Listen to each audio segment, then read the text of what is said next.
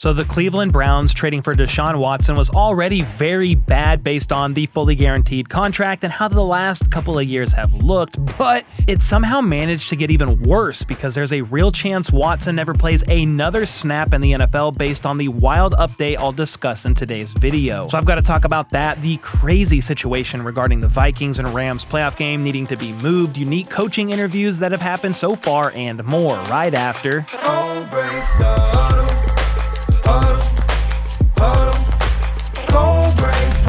Alright, first up, the Associated Press just released their first team All-Pro list, and here's who made it. Starting with the offense, you have Lamar Jackson at quarterback, Saquon Barkley at running back, Patrick Ricard as fullback, then Brock Bowers is going to be the tight end, Jamar Chase, Justin Jefferson, and Amon-Ra St. Brown are the three wideouts, and the O-line goes like this: Tristan Wirfs, Joe Thuney, Creed Humphrey, Quinn Miners, and Penei Sewell. As for the defense, Myles Garrett and Trey Hendrickson got the most votes of any edge rushers. Then Cam Hayward and Chris Jones were selected as the interior D linemen.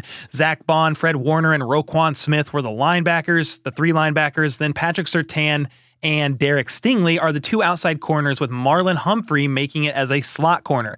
Then for the safeties, you have the two guys that have the most and second most interceptions in the NFL, and Kirby Joseph and Xavier McKinney. So that's who made the first team All-Pro, and if you want to check out who made the second team, you can pause what you see here on screen. There's the list of them, but I also have the link in the description down below. Next up, in some big wildcard playoff news, last night the NFL officially moved the Vikings and Rams game to Phoenix, Arizona because of the wildfires taking place in the LA area. This isn't a huge surprise because there are several fires within 15 to 20 miles of the Rams stadium that have little to no containment, and the air quality in the area is not good. I'm recording this at around 4 p.m. on Friday, so a lot could change for when I'm recording and you see this video, but that's how things are looking right there in the area right now. So while it's got to be frustrating to earn a home playoff game, then not get to play a home playoff game, I think everybody can agree that moving the game is the right move here, and it's really not up for debate. This is actually only the second time in NFL history a playoff game has been moved to a new city, with the first time this taking place all the way back in 1936. That was for the NFL championship game between Boston and Green Bay, in which the game got moved from Boston to New York.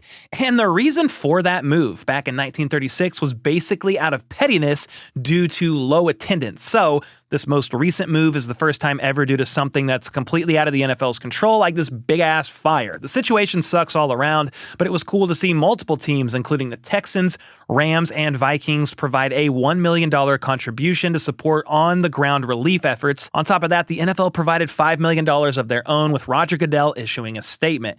It's certainly a tragic situation all around, with over 29,000 acres destroyed, $57 billion estimated in economic damage, and 180,000 plus people evacuated so far.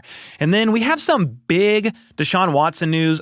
Rather unfortunate news for him, and this could mean the end of his playing career. A few days ago, Browns GM Andrew Berry said that Deshaun Watson experienced a bit of a setback in his recovery process while rehabbing his Achilles that he tore back in October.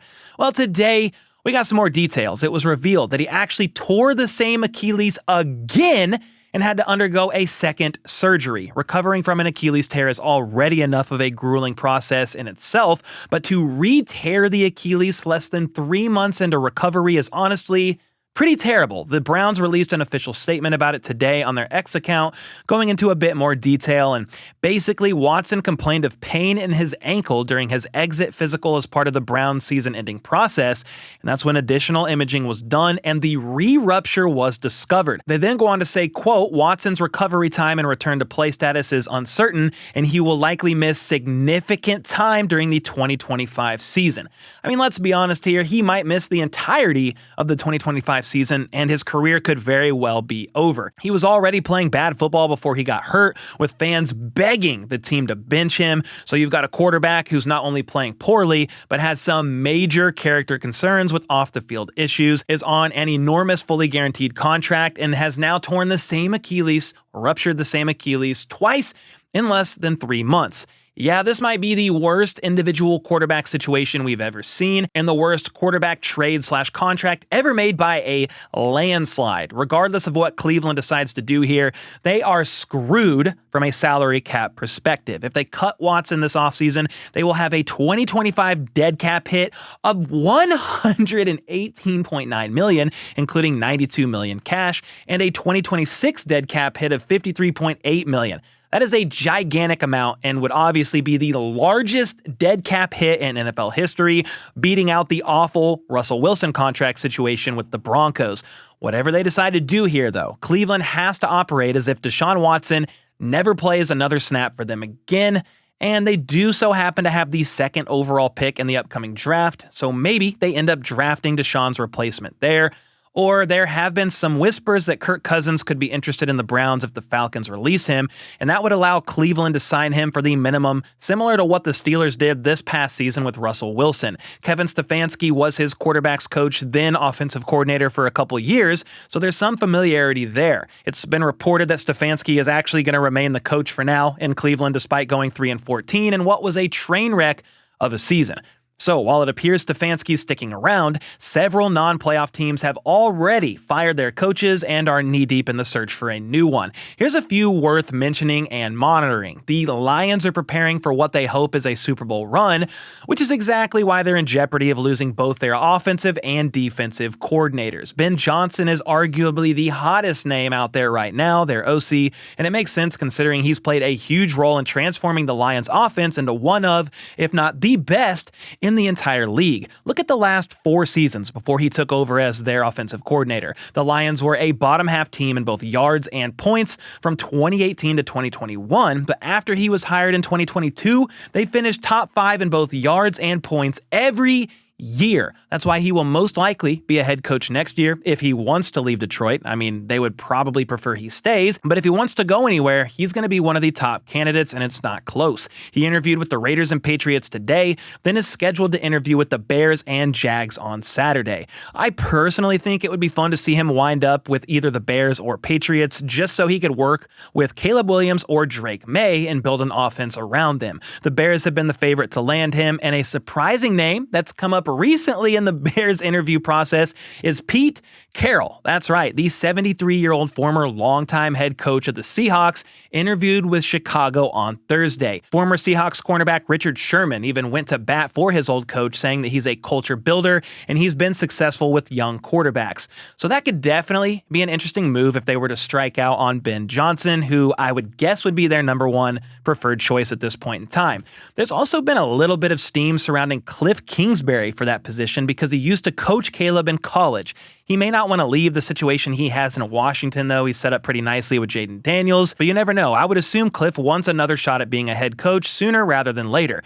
Now, a team that's requested interviews with nearly every name known to man is the New York Jets. One of the weirdest or most surprising names on that list to me is Rex Ryan. That clown teeth of a man hasn't coached in the NFL since 2016, but did help lead the Jets to their last ever playoff appearance way back in 2010. Brian Flores was also on the list, but I'm not sure if teams would really be interested in him or not right now, considering he's still involved in an active lawsuit against the league. He's a very talented defensive coordinator, though. There's no denying that. And you also can't deny the greatness of arguably one of the best defensive coordinators in the history of football. And that is, of course, the Chiefs DC, Steve Spagnuolo. And no, I'm not just saying that because I'm a Chiefs homer. The guy has 4 Super Bowl rings with 2 different teams, and his second stint as a head coach could potentially be happening. He's interviewing with the Jets, Raiders, and Jags for the head coaching vacancies via a virtual interview today, and he has expressed recent interest in taking another shot at a head coaching opportunity. And speaking of the Raiders, they are an interesting team to keep eyes on because just earlier this week, they let go of their former head coach Antonio Pierce.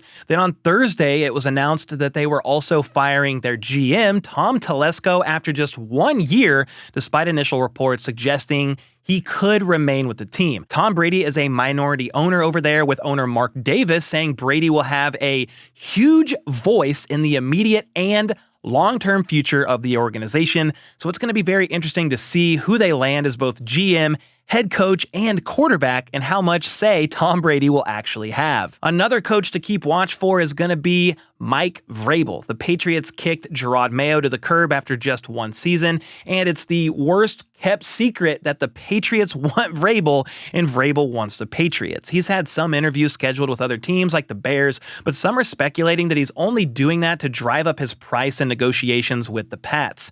And before I move on, the 49ers interviewed Robert Saleh for their defensive coordinator position, which is interesting to say the least because he was their defensive coordinator from 2017 to 2020, with his defenses finishing top 5 in points allowed his last 2 seasons with the team. He then took the Jets job in 2021 and was let go earlier this year after roughly 3.5 seasons.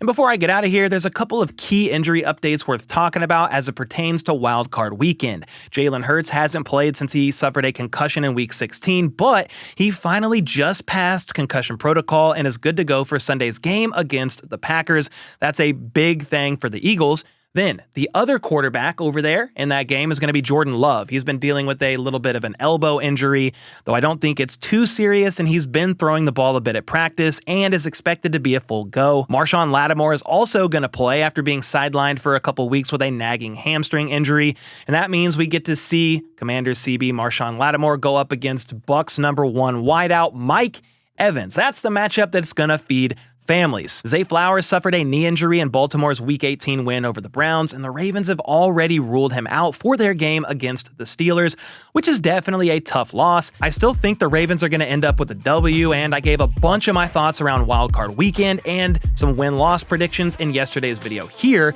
so check that out if you haven't already, and with that, I'll see y'all next time. Huddle.